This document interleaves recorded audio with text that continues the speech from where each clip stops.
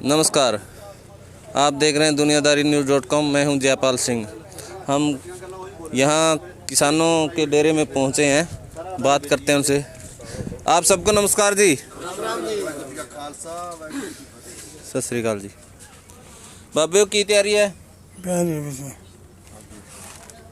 हाँ जी, कहाँ के किसान बैठे हैं यहाँ पे? हरियाणा पंजाब। ये यहाँ पे भाईचारा बैठा हुआ है हरियाणा पंजाब का। आजकल एक जो सरकार ने नीति बनाई थी कि हरियाणा और पंजाब को पानी पर बांटने की जो राजनीति थी उनकी, वो इन्होंने ख़त्म कर दी है।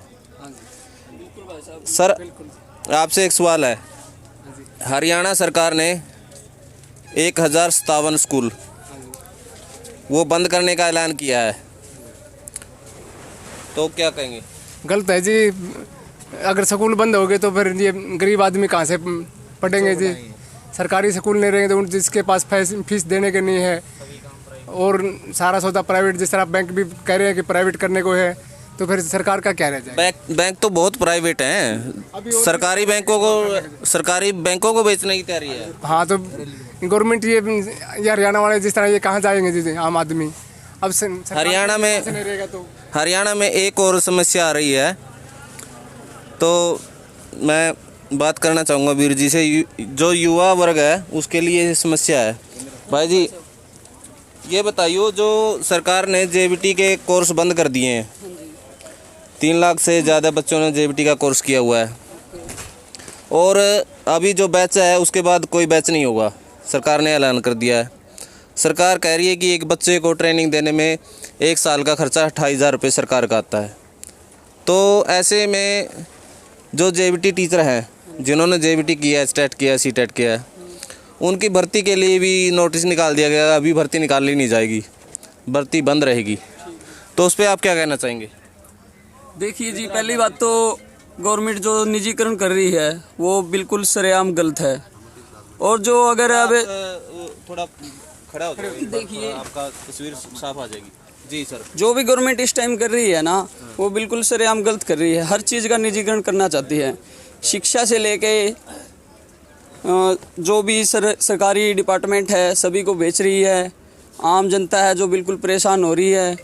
और जो अपने बड़े भाई ने मामला उठाया है कि जेबीटी टीचर वाला, तो अगर जेबीटी टीचर जो सरकारी नहीं रहेंगे तो प्राइवेट कंपनियों के ही टीचर लगेंगे, उन्हीं के ही। सीधी बात है सरेआम कि प्राइवेट कर दिया तो उन्हीं की कंपनियों के लगेंगे। आम आदमी का कोई इसमें हिस्सा लेना देना है नहीं। फिर तो ऐसे में सरकारी स्कूल बंद करने के बावजूद गरीब का बच्चा कहाँ पढ़ेगा? प्राइवेट की तो फीस बहुत होती है, और आम घर पे ही रहेगा वो तो पढ़ाएगा तो उसका जरिया ही नहीं जी। फिर वो तो बेरोजगार हो जाएगा जी। शिक्षा ही नहीं मिली तो उसको क्या रहेगा जी? फिर ये क्या एक ऐसी रणनीति है कि जनता, जो आम बच्चे हैं जिसका परिवार गरीब है, उनको और गरीब रखने या अनपढ़ रखने की नीति है? हो तो यही रहा है जी कि सभी को अपने कंट्रोल में लिया जाए, नीचे से लेकर ऊपर तक हर चीज़ को। अच्छा, आप युवा हो। 3-4 दिन पहले अपने हरियाणा के जो सांसद हैं जांगड़ा, रामचंद्र जांगड़ा जी, उनका एक बयान आया है कि वहाँ पर जो युवा बैठे हैं वो दारू पी रहे हैं और मुफ्त की रोटियां खा रहे हैं। तो ऐसा उन्होंने ऐसा कहा है, वो तो पता नहीं क्या कहेंगे। तो आप क्या कहेंगे? लेकिन मैं यही कह सकता हूँ जी, यहाँ पे सभी अपने अपने डेरे बनाए हुए हैं, सभी अपना अपना खाना खा रहे हैं। कई लंगर की सेवा लंगर ले रहे हैं, लेकिन दारू दूरू का यहाँ पे कोई भी सिस्टम नहीं है। कोई दारू नहीं पी रहा है यहाँ पे, कोई दिक्कत नहीं है। हुक्का बज रहा है, हमारा हुक्का चलता रहेगा। हुक्का तो हरियाणा की शान माना जाता है। तो ये बाबा जी, ये बताइए कि ये इतने जो नेता हैं इतने बेशर्म कैसे हो जाते हैं कि ये कुछ भी बोल देते हैं? क्या दे? अरे तो बता दे कि जी आप बोलिए। ਬੇਸ਼ਰਮ ਤਾਂ ਹਾਂ ਜੀ। ਸਰਕਾਰ ਦੀ ਤਾਂ ਨੀਤੀ ਹੈ ਵੀ ਆਮ ਲੋਕਾਂ ਨੂੰ ਮਾਰਨਾ ਹੈ, ਰੋਡ ਤੇ ਲਿਆਉਣਾ ਜਮਾ ਤੇ ਕੰਟਰੋਲ 'ਚ ਕਰ ਲੈਣਾ। ਹਰੇਕ ਅਦਾਰਾ ਪ੍ਰਾਈਵੇਟ ਕਰ ਰਹੇ, ਹਰੇਕ ਚੀਜ਼ ਨੂੰ ਵੇਚ ਰਹੇ ਆ। ਸਿੱਖਿਆ ਦਾ ਤੁਸੀਂ ਜਿਹੜਾ ਕਹਿ ਰਹੇ ਹੋ ਸਵਾਲ ਵੀ ਸਿੱਖਿਆ ਪ੍ਰਾਈਵੇਟ ਕਰ ਰਹੇ ਆ।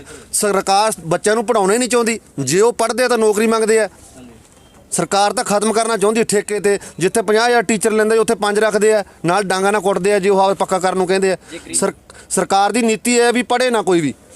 गरीब का बच्चा ਗਰੀਬ ਦਾ ਬੱਚਾ ਪੜ੍ਹ ਗਿਆ ਜਾਂ ਕੋਈ ਜ਼ਿਮੀਂਦਾਰ ਕਿਸਾਨ ਦਾ ਬੱਚਾ ਪੜ੍ਹਦਾ ਹੈ ਤਾਂ ਉਹ ਨੌਕਰੀ ਮੰਗਦਾ ਜੀ। जब गरीब का बच्चा बढ़ जाएगा ना तो वो धीरे धीरे अमीर हो जाएगा। सरकार की राजनीति ये है भी अमीर तो गरीब ही रहना चाहिए, उसको नहीं पढ़ा जाए। इस पे मैं एक सवाल पूछता हूँ आपसे कि जो किसान की 7-7 10-10 पीढ़ियाँ खेती करने में चलेगी, वो अब भी कर्जदार रहता है और लगभग मैं मान के चलो कि 99% किसान कर्जदार है और सुसाइड कर रहा है। तो लगातार एक ही काम करना यानी कि खेती करना इतने लंबे समय से, और फिर उसमें विकास न होना और फिर ऐसे कानून आना, उनके बारे में क्या कहेंगे आप?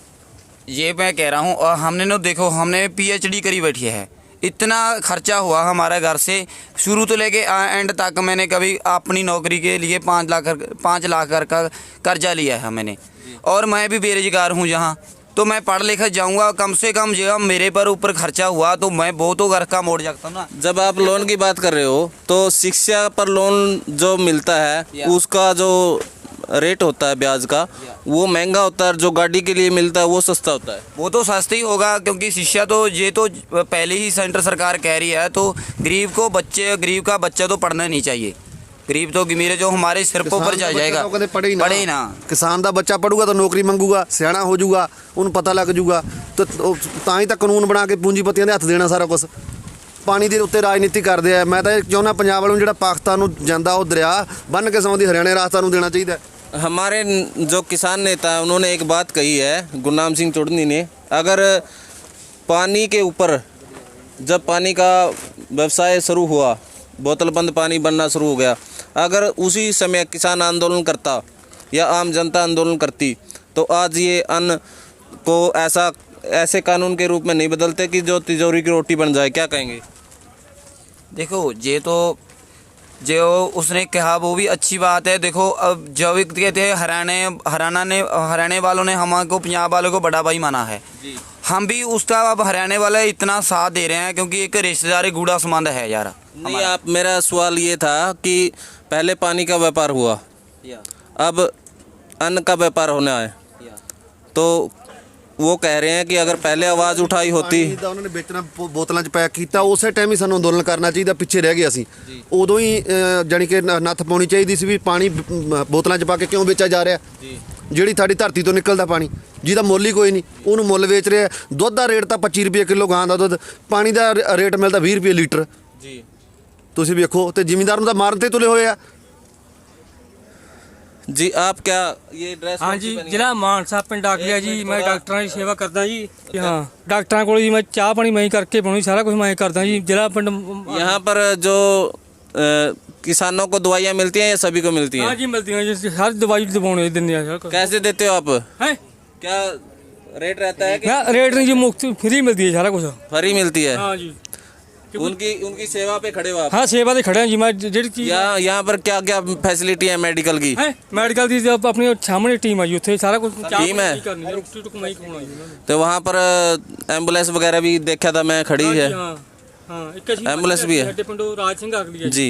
हाँ, मेडिकल की तो इतनी सुविधा है जहाँ कोई भी बुजुर्ग को कोई सिर दर्द भी होता है, हम नौजवान यूथ उसे ऐसे उठा लेते हैं। मेडिकल जहाँ इतनी सुविधा है और एम्बुलेंस की बहुत सुविधा है, जहाँ डॉक्टर की मेडिकल की इतनी सुविधा है, जहाँ कोई तंगी नहीं आ रही, हमके कोई तंगी नहीं आ रही। जो रामचंद्र जांगड़ा जी ने बयान दिया है उस पर आप क्या कहना चाहेंगे? आप यूथ है, मैं आपसे ही जानना चाहूँगा।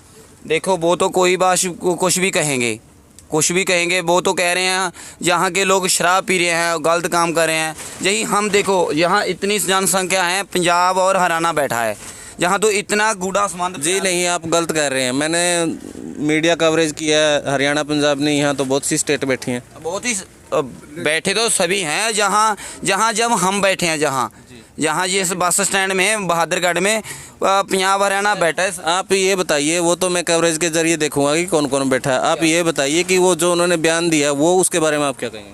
वो तो कुछ भी कहेंगे, उसकी तो जुबान चलती है, उसका तो क्या है, जहाँ आकर देखो तो फिर चलता है।